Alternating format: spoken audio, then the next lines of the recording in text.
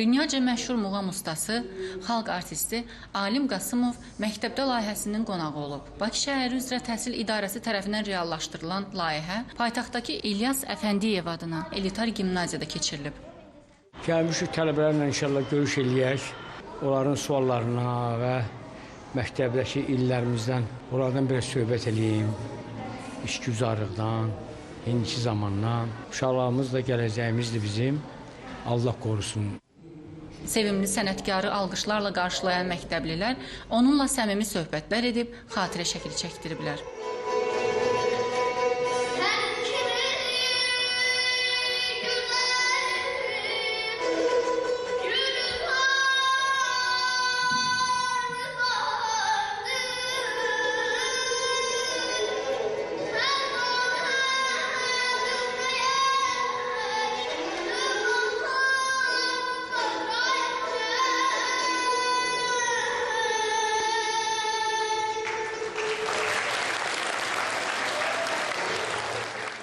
Bugün Elitar Gimnaziyasında Azərbaycan muğamının incilərindən biri olan Alim Qasımovla görüşdüm. Bu mənim üçün çox böyük qürurdur.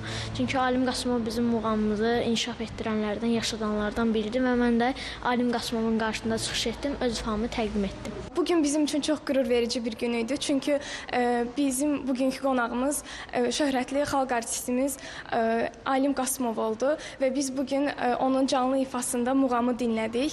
Muğam bizim tariximizdir və bugün onu bizim məktəbimizdə qonaq olması bizim üçün çox xoş oldu və bizim üçün çox böyük təəssüratlar bağışladı.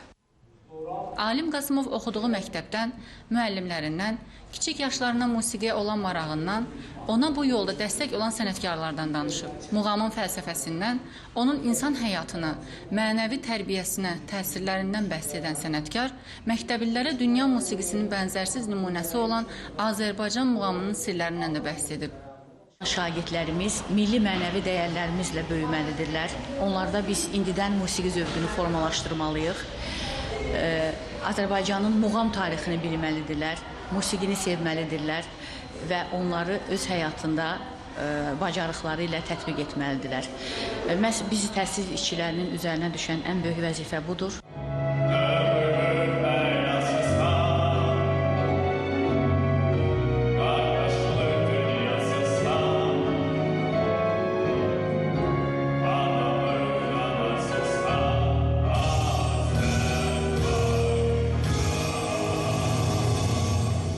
Məktəbdə layihəsinin əsas məqsədi şagirdlərdə mənəvi əxlaqi dəyərlərə hörmət və mütaliə marağı artırmaq, vaxtın düzgün idarə olunması, sosial şəbəkələrə aludəçiliyin aradan qaldırılması və mövcud imkanlardan səmərəli istifadə yollarını təbliğ etməkdən ibarətdir. Mədinə Cəlal, Əli Abbaslı, Səhər Çağı.